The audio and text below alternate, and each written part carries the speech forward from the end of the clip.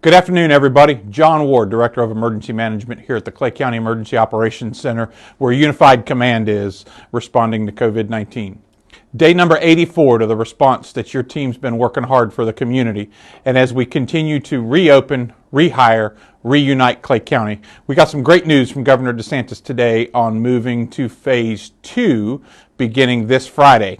So let's review just a quick summary of what we saw today.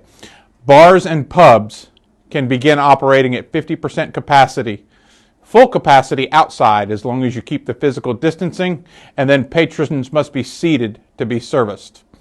Entertainment businesses such as movie theaters, concert halls, auditoriums, playhouses, bowling alleys, and arcades can operate at 50% capacity.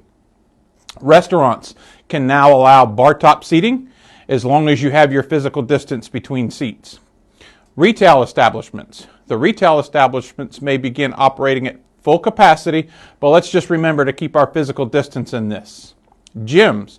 Gyms may return to full capacity as long as you're keeping your physical distance and frequent sanitation of the equipment in which you're utilizing.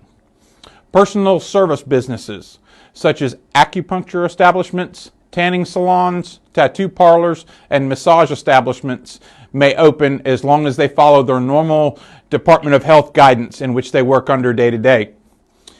Residents 65 or older are still encouraged to avoid crowds and take measures to limit exposure to COVID-19. It is still out there in our community, so we want folks to continue and just be cautious as we move forward.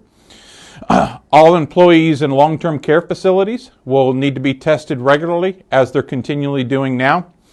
And then all Floridians now cannot be in gatherings more than 50 people. We were at 10 in phase 1, and now we're moving to 50, so we can have the gatherings of 50 or below.